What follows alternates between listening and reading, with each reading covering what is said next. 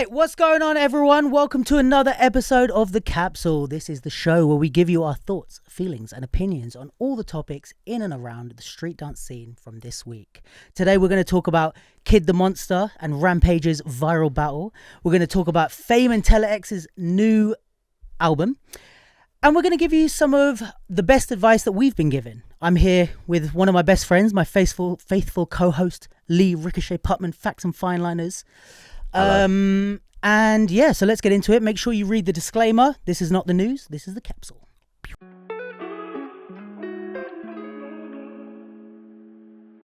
All right, what's going on, guys? Ali, how's it going? Yeah, it's good. Good. So how much you know about this Kid the Monster and Rampage? I saw parts of that's the one where they did like the boxing press conference. Yeah, I saw bits of that. That was funny. Yeah. Yeah.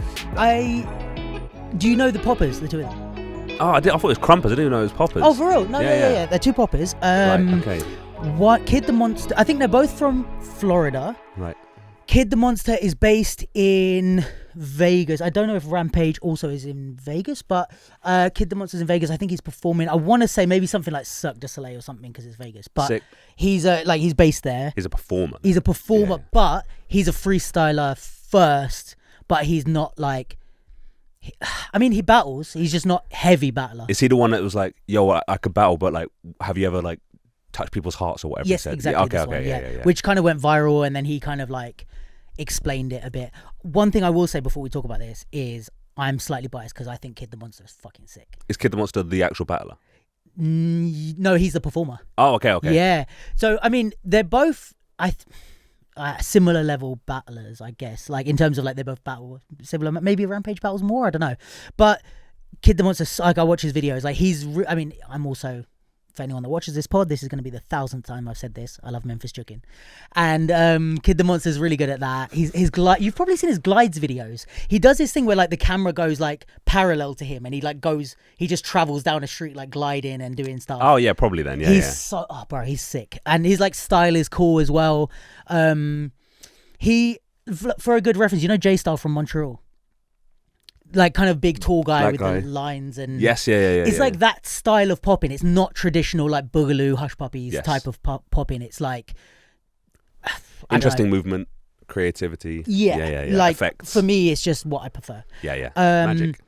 Rampage is a bit more what I would call like traditional popper in the battle scene of like the Hush Puppies and the whatever those bowler hat things are and that type of vibe. Both really good. Both would smoke the shit out of me. But yeah, they did this battle. I don't know what the origin. I mean, please leave comments if you know like the origins of like the beef or why it was set up. We're more talking about just what we saw.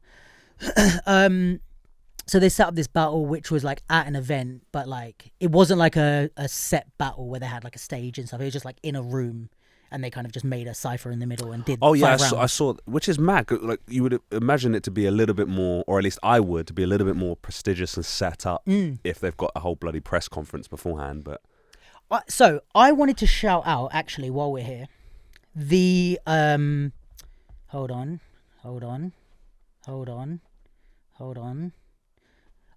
This is just prime listening conference. Content. Fucking hell. Conference. What are they called? Off the record.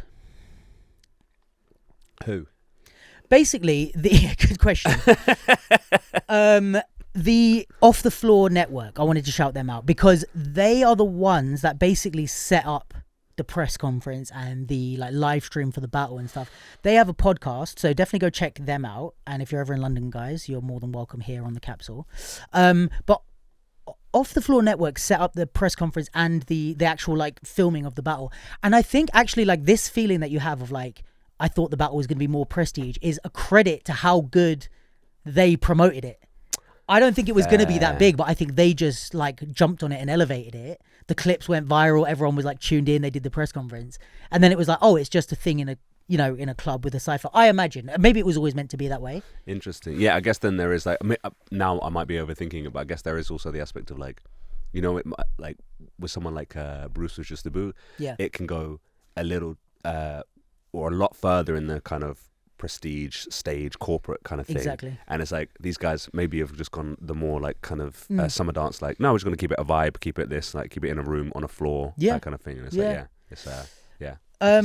yeah, so for anyone that doesn't know, like they basically set up this battle, and then they did a press conference which was about an hour long, I think, something like that. Yeah, it was. Like a live kind of thing that they streamed. Yeah, we didn't watch the full thing. Obviously, the clips had gone viral. There's one thing of Kid the Monster talking about. He kind of said like anyone can win a battle, but like performing is kind of harder, and it sparked this. It was great content in a way of like it sparked this whole debate of like which is harder, blah blah. Which it's like there's no answer to. It's contextual, but it's just like what's your answer? What are your thoughts on it? I think it just depends. It's like, I mean, I can weigh in like a barbershop conversation type of way. Yeah. Like I think from your experience, I don't think anyone can win a battle, but I also don't think that means that anyone can perform. Like it is a hard skill to perform. What do you think's harder? I'd be inclined to say performing.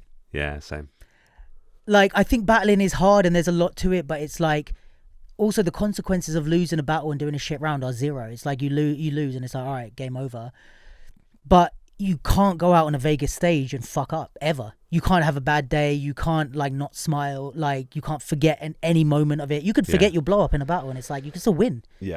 It's like I think there's a bit more pressure in battling, in performing, which is like more valuable or whatever it is, I think up to you. But in terms of just objective difficulty, I think I might be with him, which maybe is controversial, but no, same. Like, I would completely agree. I think, I think in terms of like what the value is of either, and that's whatever it means to each person. But yeah, performing is it's not to be sniffed at. No, because it's like the idea of like walking into, like, think of it like akin to having a conversation with someone and getting you the result that you want out of it or whatever, and walking in a room and grabbing the attention of everyone the second you walk in. Yeah. Like without saying and doing anything. It's like it's such a different concept of like being able to navigate a conversation. Like you could mess up in a conversation, say the wrong thing or whatever, and still get the result you want. Yeah. But making someone remember you or like be enamored by you. Or even delivering delivering a TED talk versus having a conversation. It's tough. Or having an argument or a debate or whatever. Yeah, and it's like personally, I find performing a little bit more intuitive than the battling thing. Personally. But there's guidelines and training wheels in a way. Yeah, but I still like, but I understand, or at least I still appreciate the difficulty of it. Yeah. You know, I think it's personally, I think he was right. But, yeah, I mean, it just sparked a whole. This is the thing. The best content, if anyone wants to make content that goes viral, is just like a bold statement that's very ambiguous and both sides can argue about. Yeah. Like that. If you just make a bold statement, I could do it now and just cut the clip and post it, and it would go. Say it. Go on. Do one. Fucking funk music should be taken out. Cali Cod, give me that.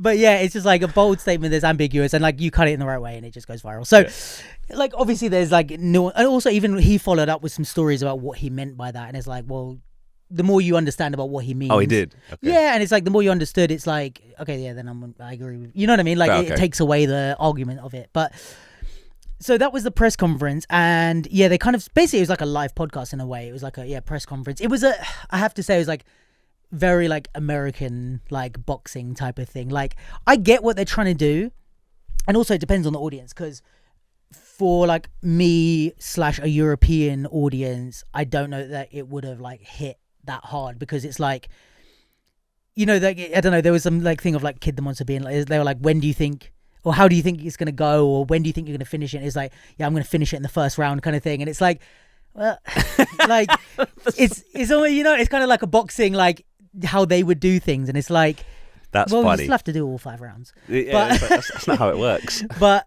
yeah, and I think it was like very like trash talking-y, like, yeah, let me say something bad about you and you say something bad about me and I think he's rubbish, and like they do in the boxing stuff, which is like, I think worth a try. Like I'm not saying don't do it, but I just think it like depends on your audience, because the that's funny. Let's say like English people are like non-confrontational completely. French people are very confrontational, but in a completely different way to Americans. So like a French battle scene, like, you know, when they did the did you see all the Circle Underground shit? No. Because bro, that was funny. But that was like, some of it was real-ish, but not all of it was real. Okay. But they did like that. They had the teams and they had them release videos about each other, and it was like they started getting like when it was like The Cage versus like Justiciars, which is like Rubik's and Cootie, and they were like, because like Rubik's does all the flexible shit, and Cootie's like he started, I don't know if he started there, but he's like a big choreographer first, and he just happens to battle as well. And they were just like, yeah, you got a fucking gymnast and a choreographer trying to battle us, and like just shit like this. And then they were like talking about like Alex and those guys, and just like really like they were making videos and like putting like kind of like realish like insults out there of like they probably actually think these things. But it's like very different from the American way of doing it, I guess. So these press conferences would be different, I guess, like depending on where they're done. Yeah, that's like, when you say it's really American, it's like, all right, so I don't, like, America are fantastic at exporting their culture. Like really so good that the rest of the world adopts a lot of it, right? Sometimes without even knowing that they've adopted it. They're just like, oh yeah, that's how music sounds. It's like, no, that's how American music's. Like, like, for sure, right? And sometimes even with language, sometimes I'll say stuff and I don't realize that I'm saying the American version of the thing, and I'm like, oh my god, I'm losing my Britishness. This is crazy. Yeah, for real. But there's also like I don't know if Americans understand how the rest of the world views them. Right, because I heard like there's like a low number of Americans that actually travel outside the country or even have a passport to leave. Yeah. I mean, it's huge. It's like the size of 17 European countries in one. You know what I mean? It's like, so it's like, so whenever they move from state to state or whatever like that, it's still in America. Whereas like we would do the same distance, but we'd be in Poland. And exactly. It's mad. We have a lot of different countries and cultures in one small area. Yes, but then that also means that there's a lot of different perspectives on. That culture and that moves. When, like, just to clarify, I don't know if you would describe it differently to me.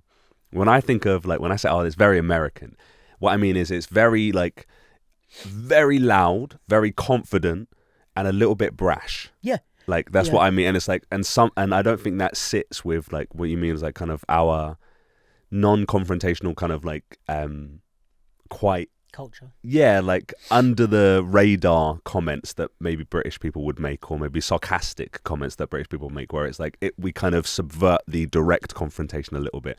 So it can be a little bit uncomfortable to listen to stuff where it feels a little bit more like it doesn't feel as sincere when I hear like an American like back and forth when like, yo man, I ended in the first round. Yeah, I'll end his ass. And and then it's like you're gonna hug later or something. Yeah. But I think this is something it's really interesting actually, and it's like one thing that I think we bear in mind is like it is a cultural difference in the way that like being confrontational means something different in the States and in different parts of the States. That's a better way. Like when I was in New York, I really, because it's like my dad was always like that in the way that he spoke, but like being in New York, I'm like, oh, that's just everyone. Like I was in a hotel. Imagine this situation, but it's a British like hotel worker. Go on. So someone working in a like off Piccadilly Circus, like right next to like. Okay. And it's like I'm push the lift, waiting for it, and it's like I'm on my phone, and then the lift over here opens, and the guy, without looking up from his thing, he's like at the desk. He doesn't say, "Excuse me, the lift." Like that's what a British person would say. Oh, the lift, just the one over there. He literally just goes like this. He's on his phone, and he goes, "Hey, yo." And I like looked up, and then I was like, oh, but he didn't mean it in an asshole way. Yeah, it's weird because like I wouldn't take that in an asshole way. I'm like, oh yeah, safe. Yeah. But you're right. But British people wouldn't say that. And it's like, even we were talking about this the other day, but like you go into British a English shop, and it's like they like, let's say they would be like, yo, let me get a cheese sandwich. No, please, no, thank you. Yeah, let me get cheese. And they're like, all right, cool. You want it with this bread? Yeah. Like British people's like, hey, how are you? Yeah. If you wouldn't mind, could I please have it? If it's possible, could I? So could I? May I? Yeah. And it's like these type of things are like, so if I said to someone, or let's say I said to you, like, I'm better than you.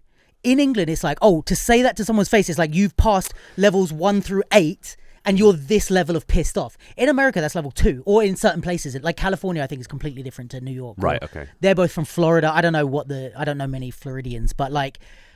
I think it's like that way of speaking in some places is just normal. Like I can maybe I don't know what it's like, let's say for like when you're playing football, and because like I can attest to that from playing basketball, where it's like the stuff you say is not serious. You know what I mean? It's oh yeah, let's play 1-on-1. I'll fucking smoke you. It's like, okay, you don't like mean it.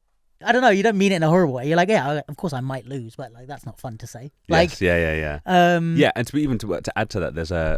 I mentioned just before the pod started that like the kind of advice that my old uni tutor would give, and one of the things that he said is that when he went to America, it completely changed his way of promoting his art. So I do a lot of visual art, so drawing, and my uni tutor was a comic book artist for DC and Marvel. And he went and they had these basically big round tables where someone, like a company, would offer a commission out. And the way it would work is that you'd have to bring your ideas to then basically interview or audition for the commission, right? Yeah. And he said, over here in England, what would happen is we'd be around a table. They go, cool, if you could bring your ideas one by one, you go, yeah, cool. So I've got this idea. So the way you explained it, I thought I would give you this. And if you don't like it, I could change this about it. It'd be quite nice, blah, blah. Anyway. Said he went to the States for the first time. He was like third in the line of like 12 people. 1 and 2 go, and they both go, I'm the best, this is why. And they drop it on the table. It came to him and he was like, I'm the best. Yeah. You should pick me. And he said, like, from then it changed his attitude of like, no. If you want something, you got to deliver it as if you're the best. And I think aligned with the idea of that being kind of like performative, brash, a little bit loud, also comes with that like, that admirable confidence. Yeah, Like it's like what I get from America, especially people from like New York, is that like they all believe they could be the president. Yeah. And I'm like, fair. But you know what? I love the like no bullshit of it. Yeah. Like actually, I'm not. I mean, this is a whole therapy session in itself. But like, there's something about me being back in New York that I was like, oh yeah, it felt so good, like to be there. Like, just like if there's a whole like I said, there's a whole therapy session in that. But like. Also because of like growing up with my dad, I was like, this is what I'm used to at home, if you know what I mean. So the way people are and the demeanor and stuff. But also it just was a breath of fresh air from the fucking British, like talking around the problem kind of thing. Yeah. Like I remember I used this as an example like 3 times when we were in New York, but we were outside this building actually. It was like me, you, and I think maybe these guys or someone else. And the 4 of us were standing on the pavement and there was a young couple that were like maybe 30, 28, something like that. And I noticed them out the corner of my eye, but they were like, and I kind of turned around. I was like, oh, sorry guys. And it's like, how long have you been there? Say, excuse me, fucking speak up. And it's like, it drains me sometimes that it's like, I have to like do fucking hopscotch around conversation sometimes. Yeah. Or they'll like shuffle past, not say anything, and then they'll go, it'll be like stand in the way everywhere. Or something. They'll make a comment. Bro, or whatever, and it's like within like 10 seconds of being in New York, it's literally just like you feel someone do that. Like, hey, like, get out of the way. It's like, and you're like, oh yeah, my bad. And it's like, you get from the tone of their voice that it's like, they don't mean it like you're a dickhead, but it's just like, yo, excuse me. Or yo, I'm coming through, or whatever it might be. And it's like, yeah, you don't have to over apologize for me being in your fucking way. Like, just say, yo, let me through. Excuse me. I need to go there. Whatever, you know? Yeah, all to say that I think like they carry that attitude in the press conference where they had that. But it's like all to say that's not the culture that I come from. Yeah. And that's not the way of talking that I can connect with or resonate with. However, as a form of entertainment, but as seeing it as a way that someone else will talk about instinctively and intuitively, I like it. Yeah. And it's a nice like thing to like experience. So, I think like just my last comment on the American culture thing is just like, I'm so like, I have like so much fascination around this stuff and like the culture divide. But one thing I realize is like, I think people think that America is culturally exactly the same as England or like Europe, and they like then they find it, you know, when people are like, oh, I don't understand what, like, this is a whole bigger topic, but like, I don't understand why Americans are so like in love with guns and stuff. It's like, yeah, because you don't understand like American culture. Agree or disagree, the more you understand the history of the country and the way the whole place is, you'll understand where, even if you disagree with it, you'll understand where that obsession comes from. And I think with the loudness, with it's like that whole country are the bold English people.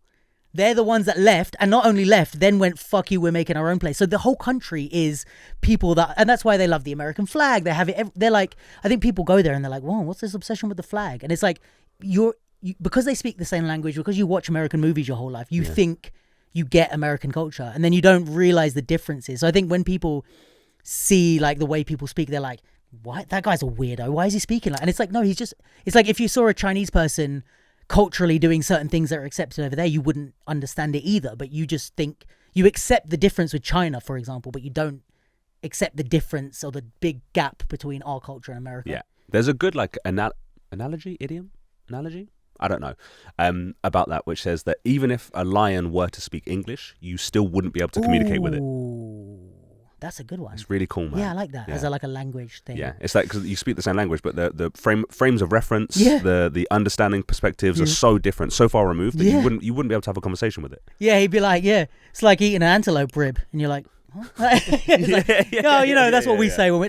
yeah. But anyway, back to the actual topic. That was a nice tangent though. So they did this press conference, which I think is a cool idea. You were saying this on voice note, but like that it's a nice idea to like hype up a battle. Yeah, man. Yeah, so like, all right. So like a few pods ago, I did like a whole concept around in our room 1-on-1, the concept around basically not having prelims. That Sophia had to edit into the pod. That's why she's laughing. She's like, oh, I remember. It's all thanks to Sophia. Yeah. Her laptop's got smoke coming out of it. Basically, the concept was like not having prelims, but the idea would be that you would have one event to begin like a season where you seed all the dancers through knockout rounds, and then you create rankings, right? And then for each battle, you could seed a battle months in advance. Seeding just means to organize who battles who, right? Yeah.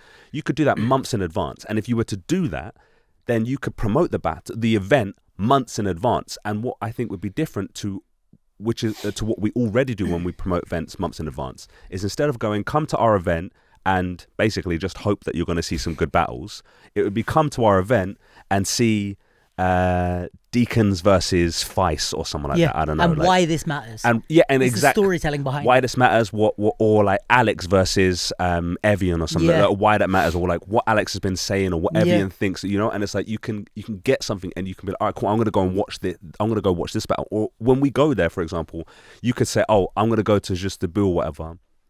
I can't wait to see this person versus like Diablo and Stalin Muerte versus the Twins or whoever else or whatever, and I go, that's sick. I'm really looking forward to seeing like Nelson and MT versus, I don't know, like Harry and Silk or whatever. Like I can't wait. Like and it's like the UFC, like the undercards and all that, like who you're going for. Exactly, and it's like you just have like, it would be such a great way of being able to market battles, but frustratingly, it would take a massive shift in not even a lot of people. I think a few people that organizing these events to be able to take risks with how they're structuring things in a way that may affect their money. But I mean, I don't for know. me, this all boils down to the fact that our events are marketed towards the people competing instead of generating and building an outside audience.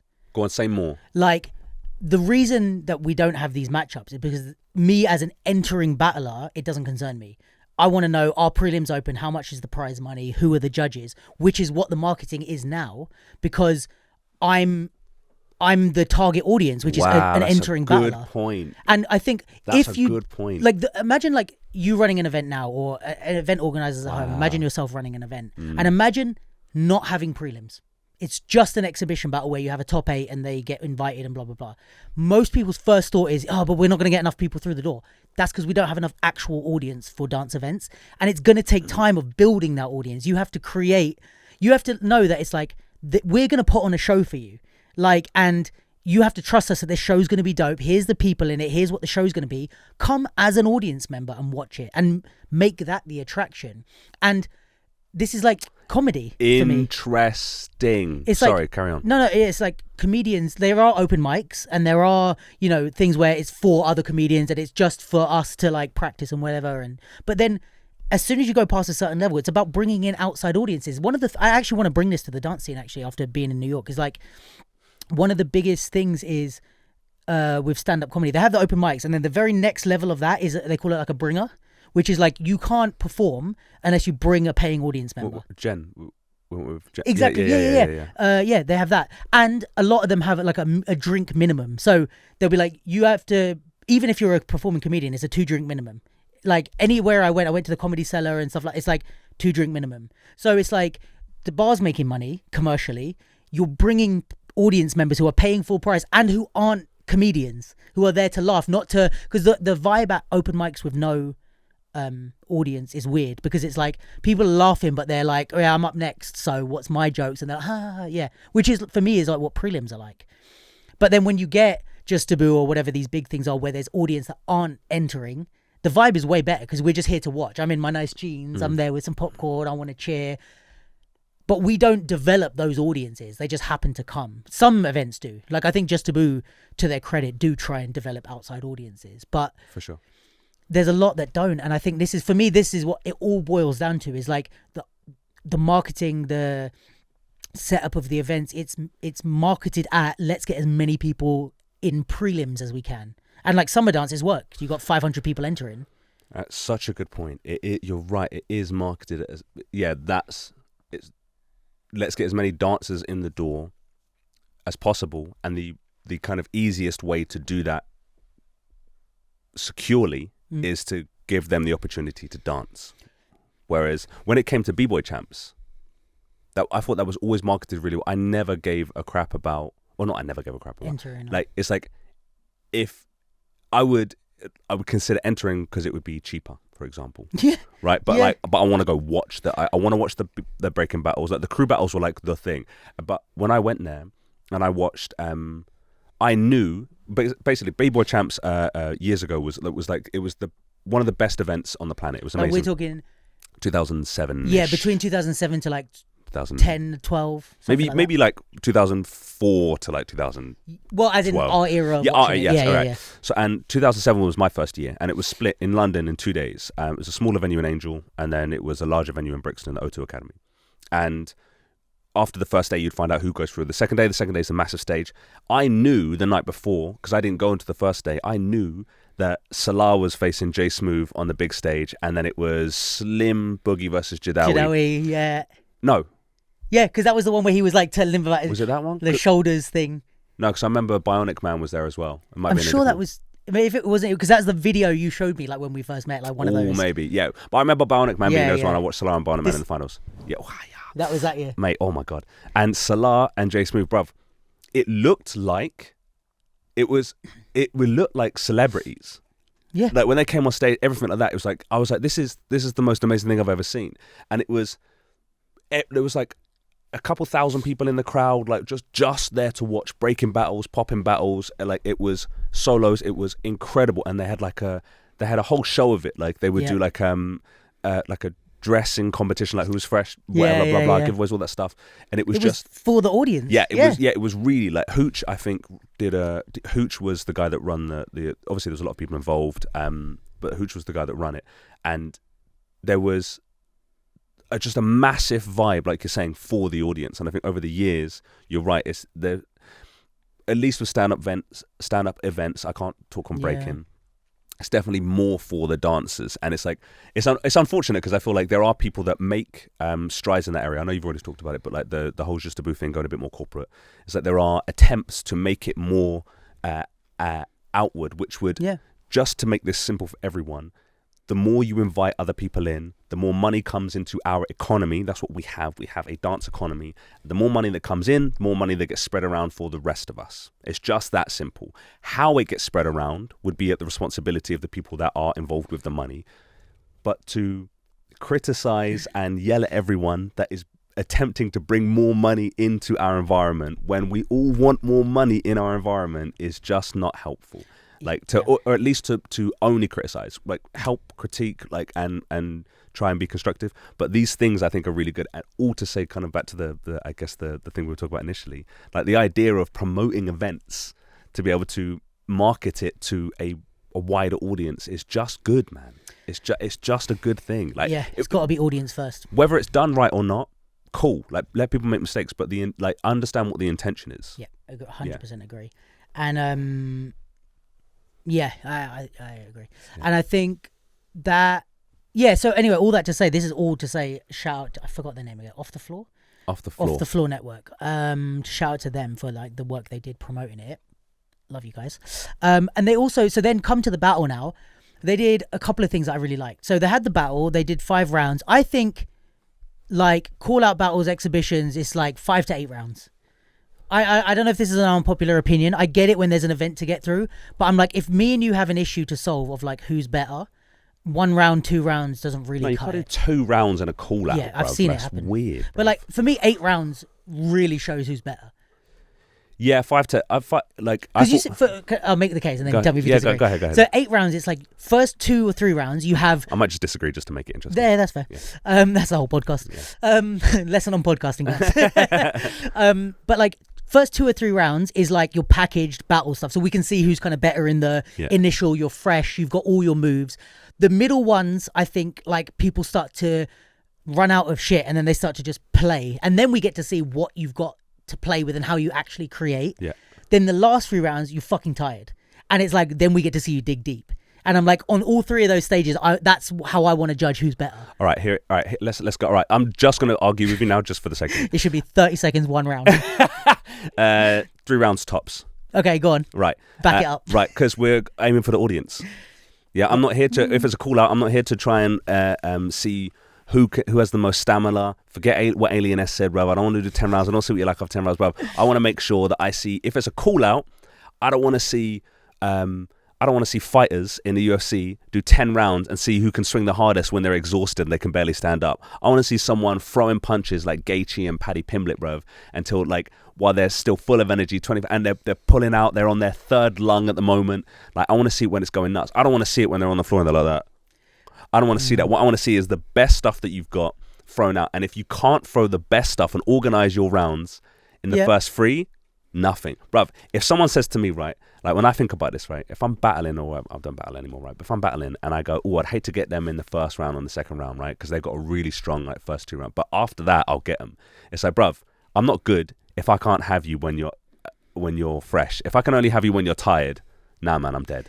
You're making good arguments, but it's like I know that you don't even believe this. I'm starting to convince us. The only way I'd accept that is if we do a thing of like, you do a call out, unlimited rounds, but when someone does a round that's like what we would call like a smokage, end the battle. The judges like get to go. crumping round. Yeah. Like that's what we have 3 people that sit there. They don't judge at the end. They just go, you guys go until we see a round that makes us stop the battle. And if we don't, you both lose in the sense that you just keep going and it will just become dead. It's too risky, bro. It's too risky for everyone to just have a bad time, bro. Yeah, and that is 99% of what would happen. Yeah, we won't name any. Like, let's be honest, right? I won't name any other dancers. I'll just use myself, brother. I got called out when I was a battle bad, like years back. Did. One round, right? I think it was 2 rounds. 2 rounds, yeah. Brother, it was the most, objectively, from me being called out, it was the most boring battle to watch. They had Gator, they had Aki there, they had whoever else there, bro. They had some really good poppers there that whole weekend. And there was some guy, I don't even know who he was to this day. We still never. I don't know who he was, bro. No one knows who I was, bro. I got to the semi-finals, I got knocked out by Aki, bro. Just before the finals, it was like, I think it was Gator versus Aki in the final, maybe? I don't know whoever he was in the final, whatever. And then you got me and some other no-name guy. Just boring everyone to death. It was dead, man. I think imagine that went out for 8 rounds. All right, fine. but all right, fine, whatever. We should have done a press conference for it. But yeah, all that to say, so going back to the Kid the Monster and Rampage battle. Yeah. So boogie boarding. Such an old reference. Which is 5 bar. So going back to that battle, so basically on the day they did the 5 rounds. I think Kid the Monster pretty clearly won, and like a lot of the comments are saying that as well. Okay. With no disrespect to Rampage, I think he's good. I think what was really interesting for me, here's what I thought was interesting about this battle, is like Kid the Monster, even like from the clip that he put up or that they put up about him, said like he's more of a performer, or that's kind of what the sentiment he was making. And I guess Rampage would be more of a like battler or whatever. But like the battle, it kind of like it worked better for Kid being a performer. I don't know if that makes sense. Yeah, like it makes like imagine like it makes sense. Imagine J-Rock versus Fiction. Yeah. Well, I don't have to. We saw it.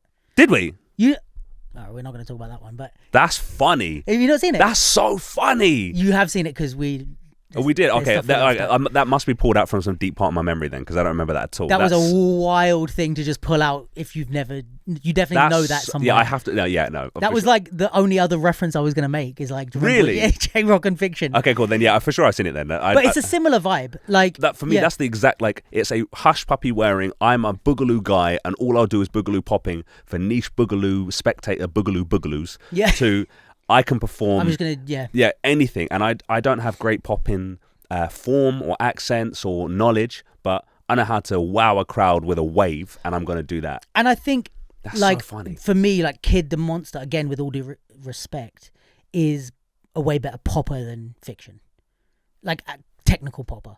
So imagine that same thing, but like the Fiction performer is also exactly. The gap is closer. Keep going. Like I meant between like Kid the Monster and Rampage. Like, but I'm saying Kid is better than Rampage. At popping? Yeah. Oh, really? As in, like. Oh, so he's just better. Sorry, as an overall battle, it was like he was better because so it's like you've got the performance and stuff which brings it like that, and then you've got the fact that he's just more creative, more like so. Then I think he just won. I'm talking about just at popping specifically. Like he's like. I mean, this is a whole debate in itself because the thing that I thought was interesting is like Rampage looked to me like he was popping for judges. And Kid looked like he was popping for the crowd.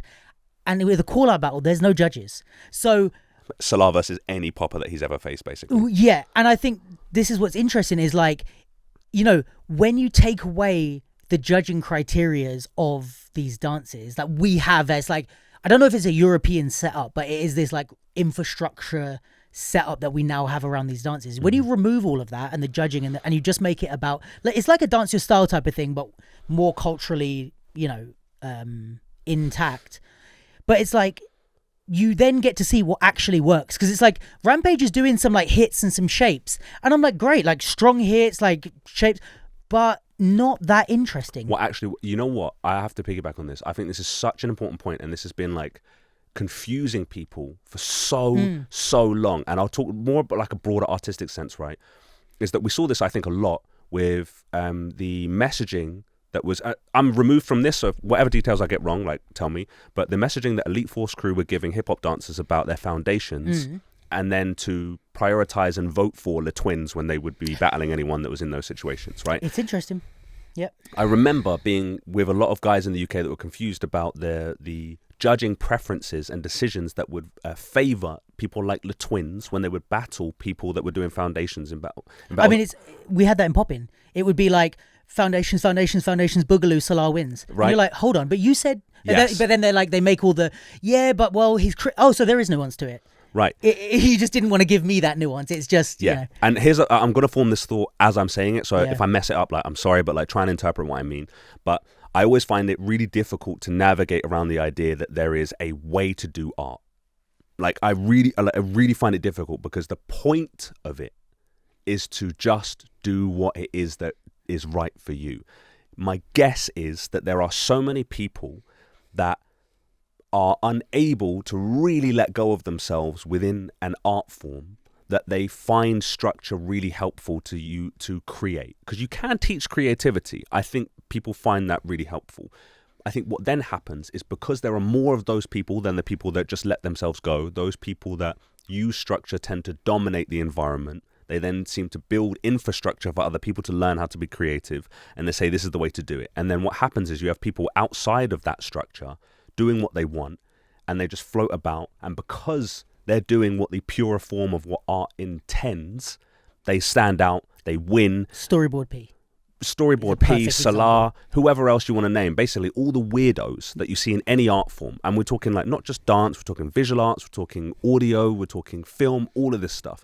All of these people that are names don't fit the box. Exactly, but it's effective and it works. Like these people that do things, like you could say in sport, I guess you could say someone like Ali, who's like a little bit like always have his hands down and whatever and just moves his head around and it just works. You could say someone in football like Messi who just doesn't run around anywhere, who just stands around and walks, but he's the genius or whatever. I mean, the thing is why I think in sports why it's a bit more accepted to be the weirdo is like there's if you've got the stats on paper, you're good. It's an objective result. Yeah, yes. And dance is like, oh, we're trying to judge it, and then it's like I prefer that. I think it's way more free, more artistic, but it doesn't quite tick the boxes I need it to tick. And I think this is not to get into this, but it's like this is somewhat the like thing that we still haven't figured out with like the not only the judging system but like the people using the judging system is like how do I interpret these things where it's like storyboard P just gliding for 3 minutes and then you've got this Boogaloo Popper that's doing hits.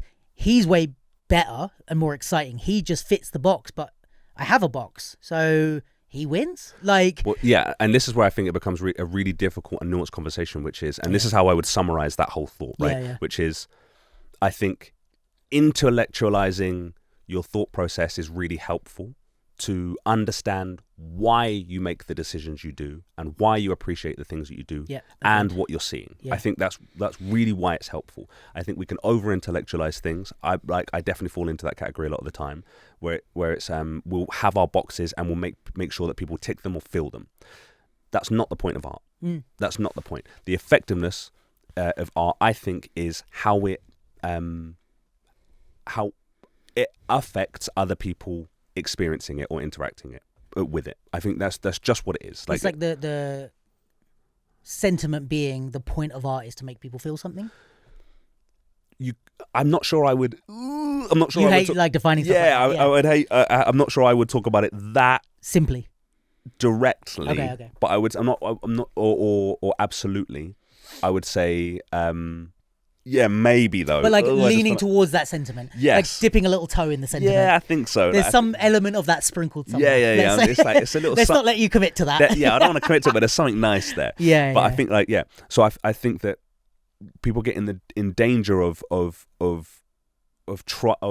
wanting to have some way of talking about it objectively, so much so that they only talk about it in objective manners. Now, just for a quick lesson, subjective means of your opinion, what you like, what you don't like. Objective means regardless of whether you like it or not, right? Yeah. I like this, it's a hoodie. I like this is subjective, it's a hoodie, it's objective. Art is just subjective. It's just of your opinion.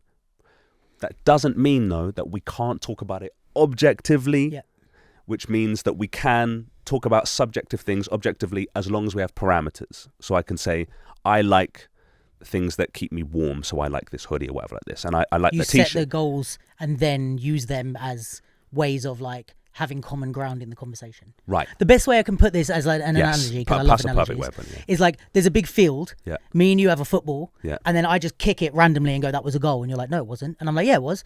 But then it's like, okay, but let's set goals and actually put some jumpers down like we used to back when we were in school. Then when I kick a ball, you can go, "Oh well, based on those goal posts that you've put down with your jumpers, that was a goal." Yes. But if I just kick into a field and go, "That was a goal," and you say it wasn't, we're both wrong and we're both right. Well, yeah, and so, but when you set goals, that's when you can over-intellectualize and make it objective. But what we could say is like, you could kick it anywhere, and you could say that was a good kick, and I go, based on what? Based on what? And you go, well, I just liked how I kicked it, and then I could say, all right, cool. Well, what if we kick it into a goal? And it's like, then or is it about how far it was? Is it about how high it was? Exactly. So you set the parameters, then you decide whether. Yeah.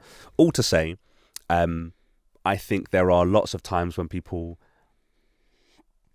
talk objectively or over intellectualize things when it requires a little bit more subjectivity, but just a bit of formalizing. So when someone like Kid the Monster would come in or beat someone like Rampage, I haven't seen the battle, so I'll watch it later. I apologize, but there are loads of examples of that, right? Like Salah and anyone, the Twins and anyone, or whatever like this. Maybe Evian and anyone, whoever else, right? Where it's these things where it's you have someone who is objectively doing the right thing in the dance, or the right thing, right? And then someone who's just doing whatever they want, but we can still recognize it as that dance, right? I can't go in and do pop in and whatever I want in a breaking battle because it's still not recognized as that thing. So there are some parameters. Bro, I have something that we cannot. Do not let me get into this right now because we do not have time. But there is something about. There is something, I don't even know how to formulate this sentence. We've created these like rules and structures of these dances in Europe, in Asia, in other countries, in order to partially to judge them, partially to compete with them, blah blah blah, but also partially as a way of respecting the culture and where they came from. So we say the foundations of hip hop need to be kept there because it's like a Black American dance and blah, blah, blah. Which is in essence great. Black and Hispanic. There we go. But I think the issue comes now when we are so holding on to these, what we know as the rules and guidelines, that we don't see the changes and the fluidity coming from the origin point. Completely agree, Luke. So Funk music, nudging. No, but when you get like someone like Kid the Monster, or when you get someone like Angel, or when you get someone like Slim Boogie, or when you get someone like, name another Black American popper. Anyone, basically. That is different? It's different, yeah. Oh. Anyway, the point being, when they look different, it's almost like I've heard European dancers questioning whether that's popping based on the rules that we have organized. And it's like, they are the origin point. So you're trying so hard to respect the culture, you're questioning the people who originated it, embracing the fluidity of it. And it's the same with like the music, and it's the same, like I have so many kind of issues with this. It's like, I again, it's another thing we can't get into, but it's like, he says while getting into it, like there's like different styles of music that are popular now, and they are non-existent in the battle scene. Like I'm really into like Jersey Club at the moment. Like I saw in your I love that. I was like on the train just fucking like Jersey Club, even like Chicago Footwork. Chicago Footwork's a really interesting one, because in the European battle scene, it's like it's seeping in. Like people love it, and like a lot of people are starting to throw bits in, but it doesn't really have a place in the battle scene yet. Is it house? Is it hip hop? Is it its own category? No one's really made amendments for Chicago Footwork to come in, because we're so locked into, yeah, but hip hop is this, house is this, blah, blah, blah. And we're not prepared or equipped for changes and fluidity in the culture to come into what we've built as a battle scene, to then go, oh, okay, well, now we need to start a Memphis juking thing, or we need to... I think the best example of it has been Light Feet, because it kind of fit in within the hip-hop umbrella. They've also recognized that as its own thing, so you can understand that Light Feet is somewhere in the hip-hop legacy, but it's also its own thing, and it can be done by itself as its essence. It also can be done as part of hip-hop rounds in certain ways. But then it's like, where does other hip-hop forms come from? And I say hip-hop in air quotes because I don't mean it in the European way. I mean it in the way that a non-dancing Black American... Like if I went to some guy on the street in New York and I was like, name some hip-hop dance styles, he would be doing dances. Like he'd be like maybe doing Chicago Footwork. He'd be doing like the Light Feet. Like, oh yeah, that dancing on the train shit that they do when they're backflipping and stuff. Like that's hip-hop dance to them because it's culturally hip-hop dance, whereas for us we're like, hip-hop dance is the bounce and the rock and it's the Running Man, and because that's like one set of foundation that we've set. So yeah, I just think that's interesting. I think there's a music conversation in there, I think there's a dance conversation in there, and I think there's an like the whole point I'm trying to say is that in an effort to respect the culture, we've tried to freeze it in time, and for me that's the least authentic thing you can do to a culture.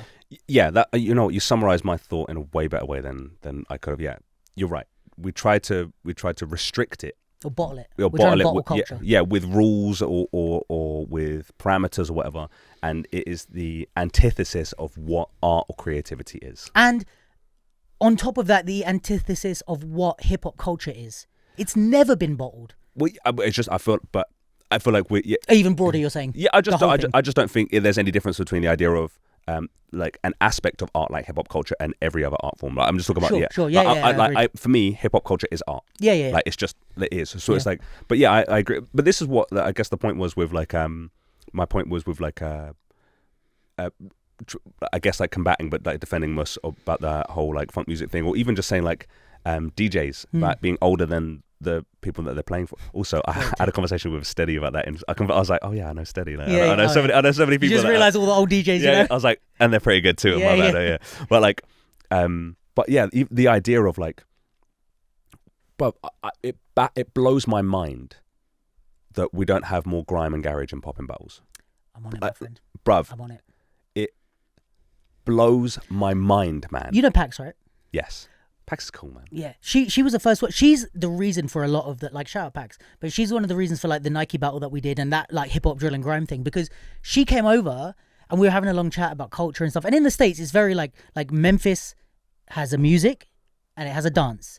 LA has a music, it has crip walking and a dance. Like fucking New York has a music, has a dance. Wherever, you know, New Orleans bounce, Jersey Club, whatever, they all have sounds. And she was like, it's so interesting that you lot don't dance to UK music. And I was like, what do you mean? She's like, you have like hip hop, like she was like, you have like so much like rich and like Cozy So also much, is a connoisseur of like music, and she's like knows all the like, she knows Kano and all these people. Okay. And it's like they're like, yeah, you have such a rich UK history which is so unique, and there is no I said this in a way that like Clara like rolled her eyes at me, but when we were at the, I don't know if I told you about this, we were at the hip hop drill and grind battle that I put on in before Dance Your Style last year in Birmingham. Okay.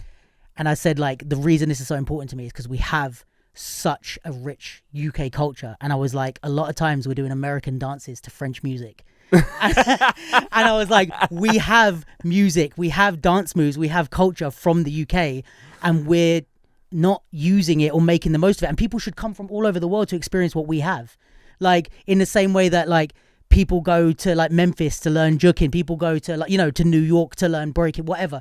Like people should be coming here to like understand UK garage, like, but we're just out here trying to be everyone else. It's so, you know what, it's so true. It's so funny as well, because like, I don't know if you watch any boxing or anything like this, but like there's like at the end of like a Tyson Fury fight or whatever, I play Sweet Caroline.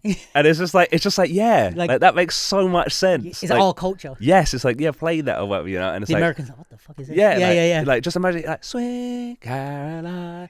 Yeah. It's like, what? Yeah. But it's like the idea of pop having music. That in it, you know, it's like that's like, no matter where you are in our country, you'll know that. Yeah. I'm not even like, that's not my demographic, and I know that song. Right. Like, yeah. And it's like there are other things about it. So like even, you know, like Craig David doing the Just Eat adverts. Yeah. Brother, I like the whole track. Just because it's like Craig David's a national treasure. Brother, mate. but it's like it's just really beautiful music. It's like, or like you hear like, I don't know, like Kano and Giggs doing something together, and it's just cool, man. And I'm like you're right. Like, I don't like. Here's the nuance. I think we should have all of it. I'm not saying get rid of old funk music. I like Chromeo. I like D Train. I like these types of music. You were way more into funk than I ever was at the beginning. You showed me all them songs. But I still like, and that's why like I like the new versions of it. I like Mofak. I like Desi Hollow. I like the new stuff. But I also like DJ Luck and MC Neat. You know, it's a super old reference on that garage. But like Lewis is making garage tracks. You know, like I like these things. I like these mess arounds with it. I like hearing these different types of sounds, and they're so fun to dance to. You know, bro, I do like one showcase every year, and it's at UD or whatever. I always do it to whatever music I feel at the time, and it's always music that we can all enjoy, right? And there's a couple of people I know that have a go at me. They're like, why don't you just do it to like a good track so we can actually see you get down? And I'm like, yeah, but it's no fun for anyone. Yeah, it's like, brother, I'm like, it's like a room full of like 2,000 mums and dads or whatever, like families or whatever. They just want to have a good time. Yeah, it's not all about like hitting all the beats and. Yeah, it's like I'm trying to cater to or have fun with the people in the room at the time, and it's like there's so many different ways to do that. So yeah, there's one battle from your Nike one that I always replay, and it's it's Joel versus a locker, and it's a garage track. It's hey, dirty, maybe I got your money, don't you worry. I said hey. Don't know. But I don't know who the locker would have been. Yeah, I don't know who she was, but it's like it's a garage track of ODB's Dirty, innit? Sick. And it's but it's just like the DJs killed that.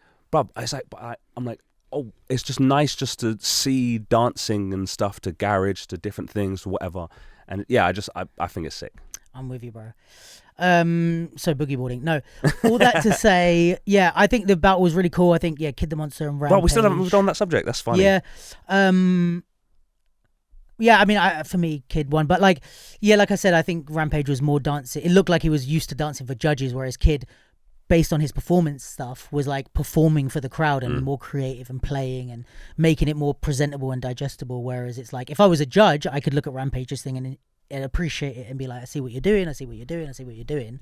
But as an audience member, I was like, okay, well, out of context, it's not so amazing, you know, or that interesting. But still objectively a good dancer, just like in terms of if we're comparing the two. But shout out to them both. You both smoke me. Oh yeah. Yes. Who is it? Kiri. Oh yeah. Okay. Cool. That Fair. one. Thanks. Let's go, Sophia. Even when she's not working, she's working. Come on. And one thing, again, to say off the floor network, they did, which I think is really cool, a live stream, but it was thank God on a mobile camera. So like basically the event was like 40 minutes into the thing. So at first they like came in with this camera and they had a host who was like walking. He's like, okay, so we're at this event, blah blah blah, we're gonna do this, and they're like walking around the event showing the ciphers, and they'd like catch someone, yo, what do you think is gonna happen? But it's like, yeah, how we kind of did the joke live stream, but like just mobile and walking around, which is more like the Kai Cenat show, I Show Speed, like, oh my god, yeah, their type of streaming, which I think is really interesting. They did it at ComplexCon this year. Do you know ComplexCon? No. It's like, you know, Complex the magazine, or the media, hot one, or they used to do hot ones. They do that for ComplexCon, where they have like someone, but it's like an 8-hour stream, and it's just like different hosts will take shifts, and it's just for 8 hours. It's live at ComplexCon, and they're walking around, showing performances, like showing the shops. It's just like you're there. And I think this is really interesting for that. So they did this live stream, and then when the battle started, they filmed the whole thing, and then when it finished, they kept streaming and like interviewed people. Oh my god, Habibi's like, if you've got a videographer at your event, you need to live stream it, bruv. It's 2026 for sure, bruv. It should be happening like 5 years ago anyway.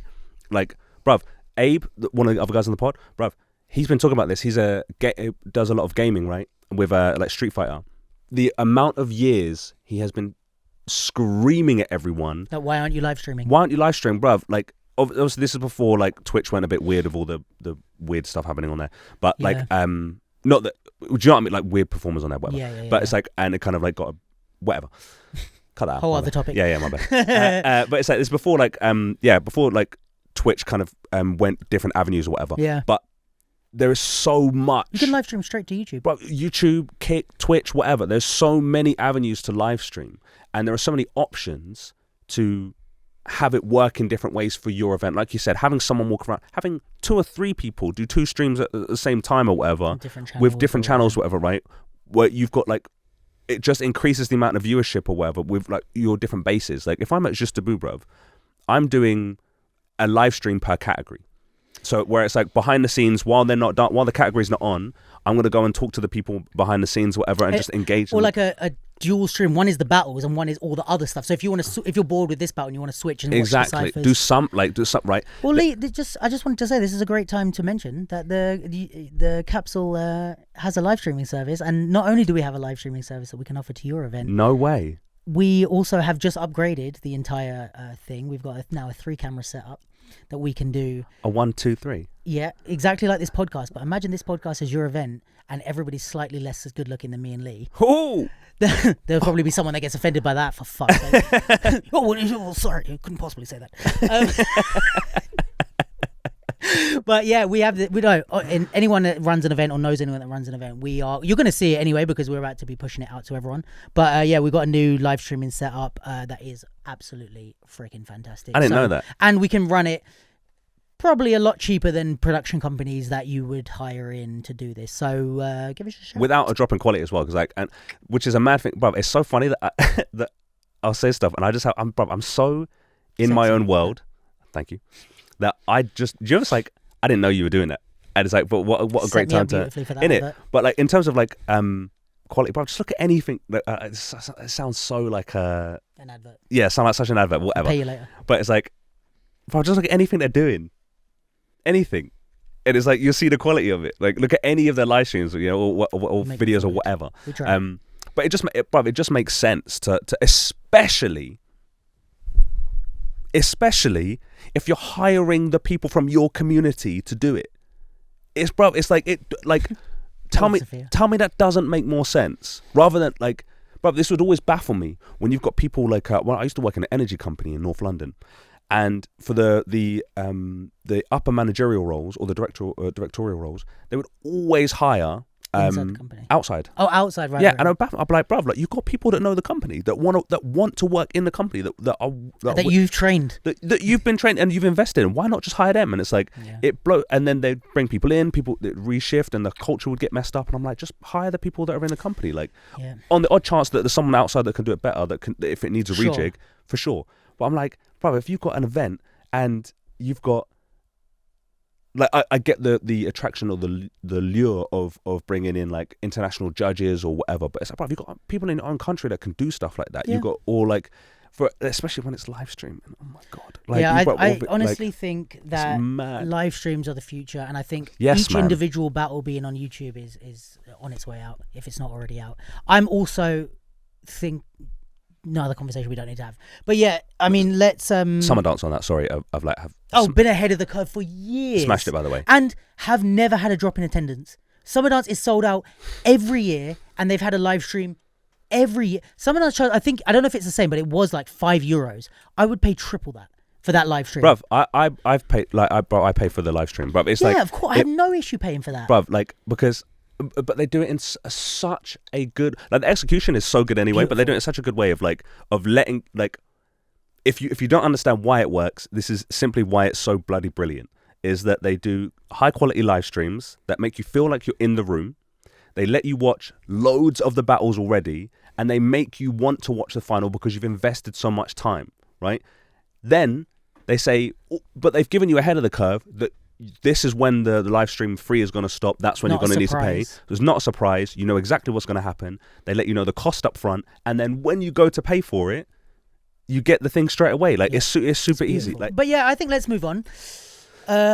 So we've got a little, we don't have to talk too much about it, but I just wanted to shout out our good friend of the show, Fayme. Also, TellaX, who we love. TellaX. TellaX, blah, blah, blah, blah. Did we ever figure out what he says? No? I'm terrible at that. So they have a new album coming out when, Sophia? This weekend. So just after this podcast drops, and are we allowed to say how many songs there are? Yeah, we're allowed to say them. There's 3 songs because we're going to play them. There's 3 songs. So they've kindly sent it to us as a little preview. You don't get the full things. How dare you? Because some of you be downloading and ripping the music when we put it in full quality. God damn it. You wouldn't download a movie. No, what was it? You wouldn't. What's that? You wouldn't steal a car, so don't steal a movie. You wouldn't steal a car. You guys, you remember that. So I'll give you a little taster of some of the. What should we play in the middle or just the beginning? Just a few 8s. I feel like just the beginning. Okay. So this is the first one. There's 3. Are you not playing it in the thing? No, because then we don't want the full quality.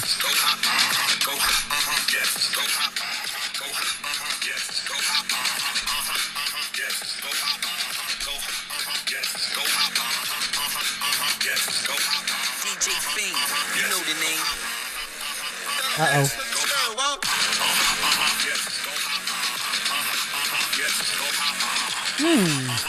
That's a different vibe. I like that. Yeah, quite fucking... It's got a bit of like old school bounce to it. Quite like that one. All right. Let us know your thoughts, by the way, which ones you like. This is the second one.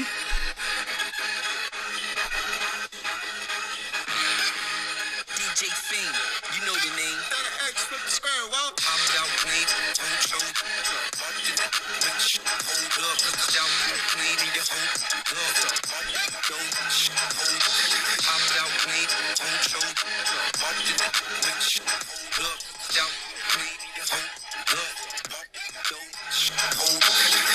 Nice.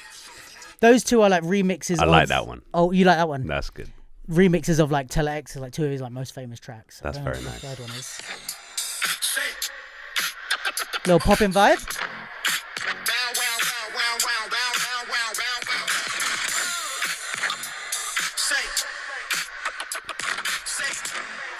DJ Fayme, you know the name. Yo, that.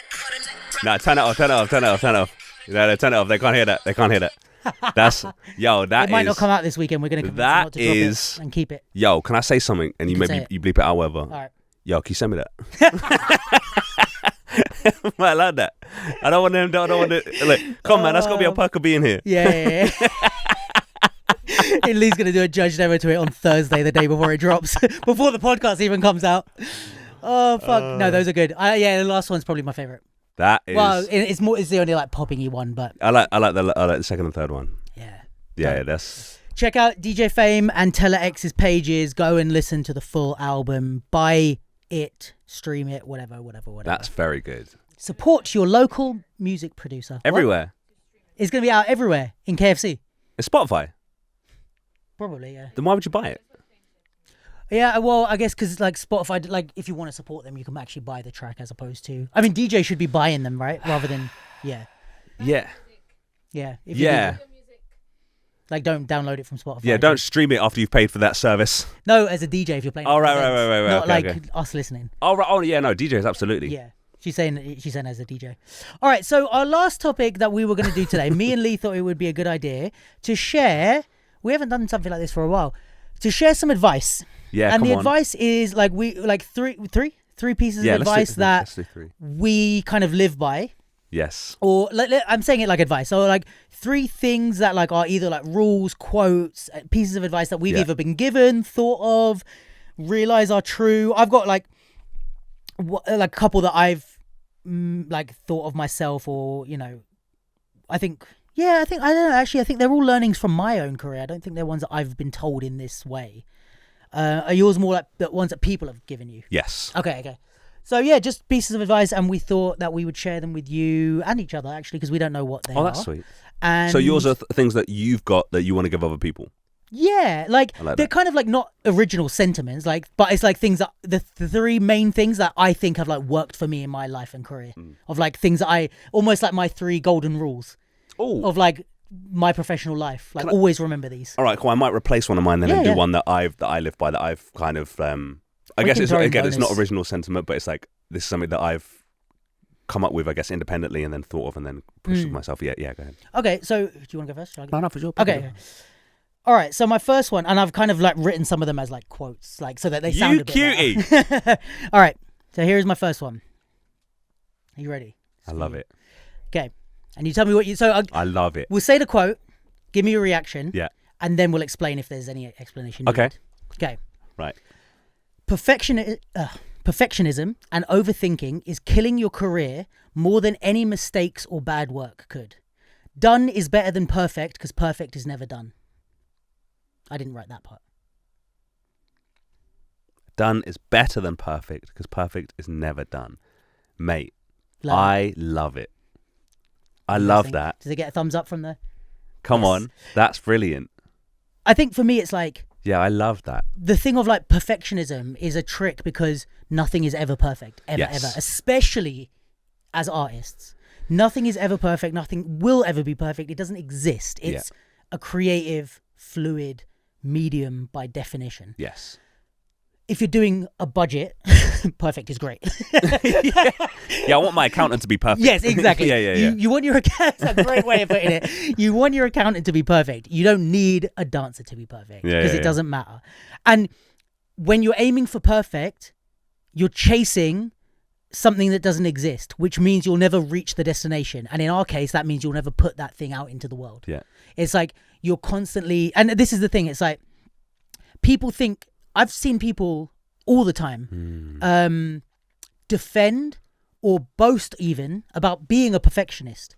And it's like, it's not a good thing. Like you're perfectionist and you're overthinking because you're scared of putting something out in the world and it being not good enough. But that's what my original quote was, is that the perfectionism and the overthinking is killing your career way more than putting out a bad project. Even if it's like 70%, even if it's 50%, like doing a bad prelim is better than not doing prelims because you're not good enough yet, or whatever that thing might be that you're doing. So for me, the advice is just like, it's better to get it out, get on the ladder, and then start to get better. Then we can look at it and go, it's not good enough yet, but keep doing it and keep putting it out week by week, rather than staying in your garage and trying to make the perfect thing, which will never come before you enter your prelims, before you show the world, before you release the podcast, before you put that film out, like whatever, make it as close to perfect as you can, but set yourself a deadline.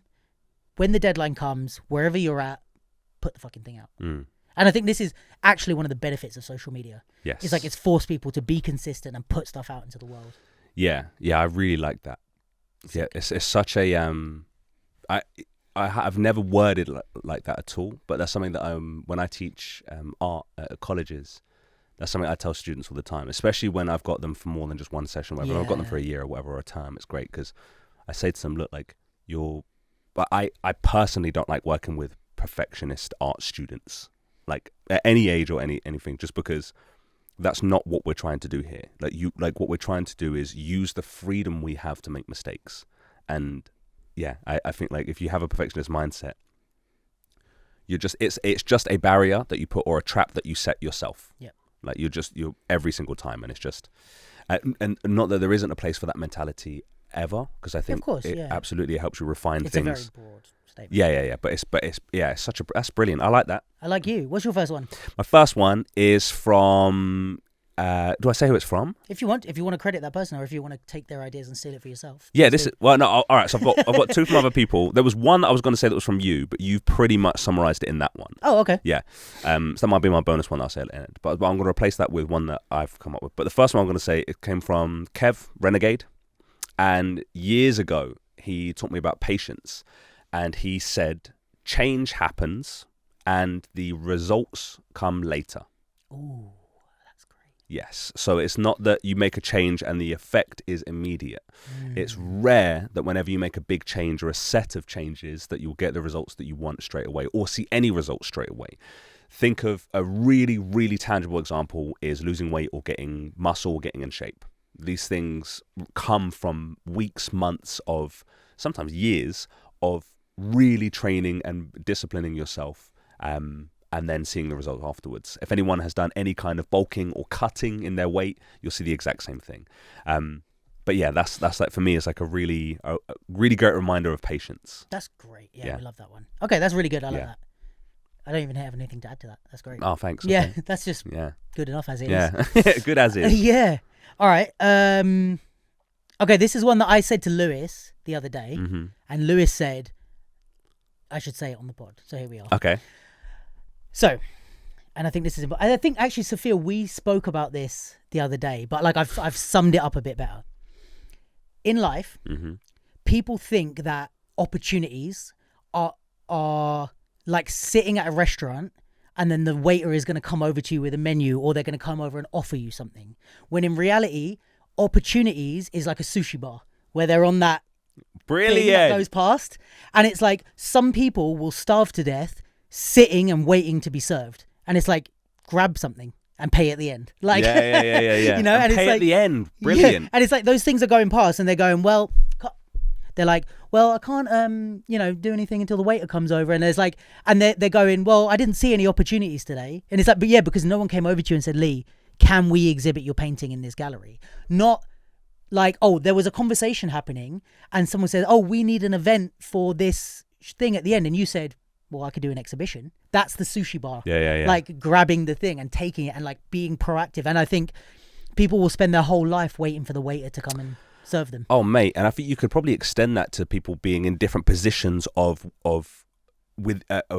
how close they are to grasping an opportunity. Right, so with that analogy, some people could be at the bar waiting for it as it walks by, and you're like, Jesus Christ, just pick something. Yeah, you're so close. Some people could be figuring out what the cost of that is. So when you say pay later, I love that, because it's like figure out the price or pay later. It's like sometimes you might not have enough, and you might have to like borrow some money or do something else, or whatever. Like figure it out. Sometimes you might be outside on a street, just looking in the windows, wondering if someone's going to come out and invite you into the restaurant, and it's like, no, you just got to move towards that thing and then go and get hold of it.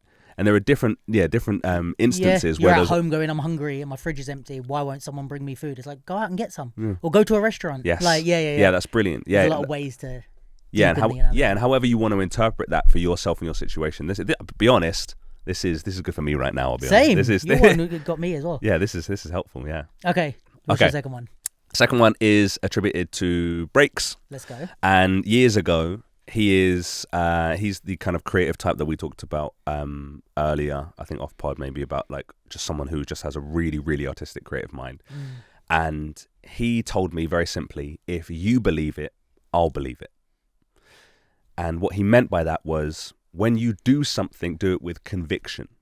If you are convinced of what you are doing, I will be convinced of what you are doing. And I think a really good example of that is obviously with actors. Yeah. That if they believe the lies that they're telling, you'll believe their lies. But if you move into a space and you believe you are right to be there, you believe that you belong there, you believe that your work is of that standard, it's more likely that I'll believe it. And there are obviously nuances everywhere, Sure, of course, with quality and whatever and experience. However, if you believe it, I'll believe it. And that's one of the best pieces of advice I've ever been given. You know, I maybe have an add-on to that, which is like someone said that about imposter syndrome. That was like, don't try and make yourself not have imposter syndrome.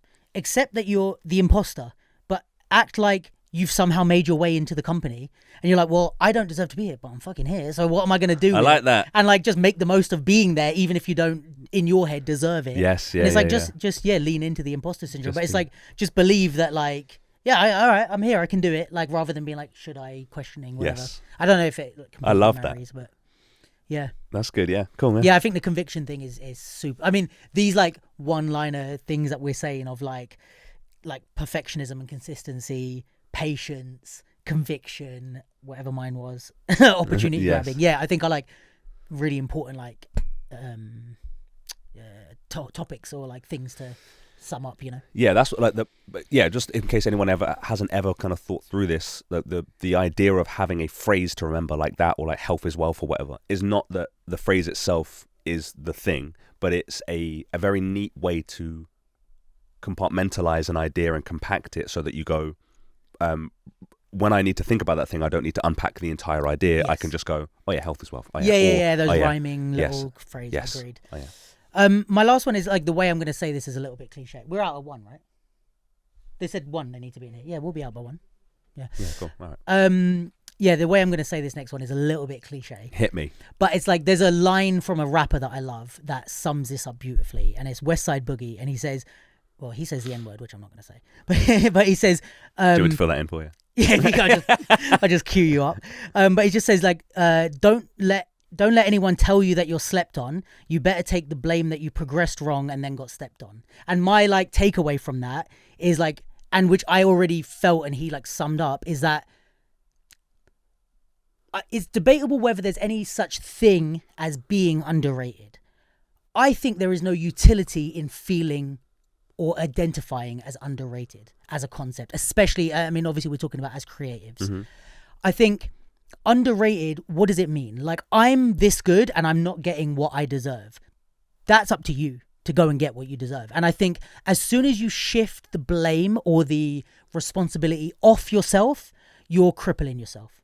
And I think as an artist, we need to go, like, everything could be like, it's like, all right, this place won't accept me. These people don't like me. This won't, like, I could do that with this podcast of being like, you know, people don't listen to dance podcasts and it's hard to get opportunities with a dance podcast because it's so niche. Okay, that's my responsibility to make it, even if I have to take the whole thing on my back and like convince people of the utility of a dance podcast before I even sell mine. Like, that's more empowering, and the power then lies with me to fix it. And I think that's the scary thing. In order to accept the power, with that comes the blame if something goes wrong. So I think a lot of artists are scared to take the blame if it fails, but by not taking the blame of it failing, they're also avoiding the power of it, of you're able to be the one that makes it succeed, if that makes sense. It makes complete sense. If it's my fault that I failed, it's also in my power to succeed. Yeah, that responsibility is terrifying. 100. Yeah. I'm not saying it's easy, Yeah. but I just think this thing of saying like, oh, I'm underrated, or more people should know about, like, I don't get the props I deserve, or whatever it is like, that serves no purpose than making yourself feel better. Yeah, I think you're spot on. I think you're right. Yeah, you're right. The intention of that is to alleviate any kind of accountability or responsibility for the stuff that you are responsible for, and for that has completely led you to the situation of feeling underappreciated. Yeah, and listen, I think West Side Boogie explained it nicer than I just did, but yeah. Yours didn't rhyme. But like, I think for me, it's like, you know, there are, and I don't want this to come across that I'm saying nothing is an external issue. Like, there's so many external things that can like fuck you up and make life harder, of course. But I just think there is no utility in basking in that. Yeah, can I caveat that Yeah, then please. on your thought? I agree, and I think the thing would be to understand, to piggyback on that thought, what things you're in control of, what things you're not in control of, Me and you are in sync today. and the wisdom to be able to identify the difference. That was going to be my bonus quote. Is it? Yeah, like, Whoa! it's like a prayer. God grant me the serenity Yes. to. God grant me the serenity to know the things I can change. Whatever it's like. Give me the power to change the things I can. Give me the patience to accept the things that I can't, and the wisdom to know the difference. know the difference between the two. Yeah. Which I think Yeah. is like is exactly that. It's Wow, like, we are in sync. Wow. yeah, and it's Wow, like sick. that's what I would be focused on. For anyone that I work with, or like, it's like, oh yeah, but this is hard and I can't do this. Okay, but what can we do? Yes. What? Don't sit there and think about how you can't afford that camera. What can you do with your iPhone 11? Yeah. Be an amazing artist with an iPhone 11. Yeah. Then we'll figure the rest out. But like, don't sit there for 3 weeks going, I can't afford a camera. Because now you're not getting better as an artist or a photographer or whatever, whatever the thing might be. Yeah. What's your last one? Last one is something that I have that I tell people all the time, and it's to remember you are here to play. I mean, that's very important. I think that as someone who gets really obsessive about technique and learning methods and improving, I often glorify, and I think we often glorify tech heads, basically, and people that kind of like to learn methods and technique and skill builders, instead of realizing what the utility of those things are. And just like any tool, it's to help you do something. And what we do in art is play. And my thing is to always remember to play. So every time you learn something, I would say use it to go and play something. And the way I would say that practically is, if it is in dance, for example, you learn a step or a groove or a foundation and go and immediately play with that in a round.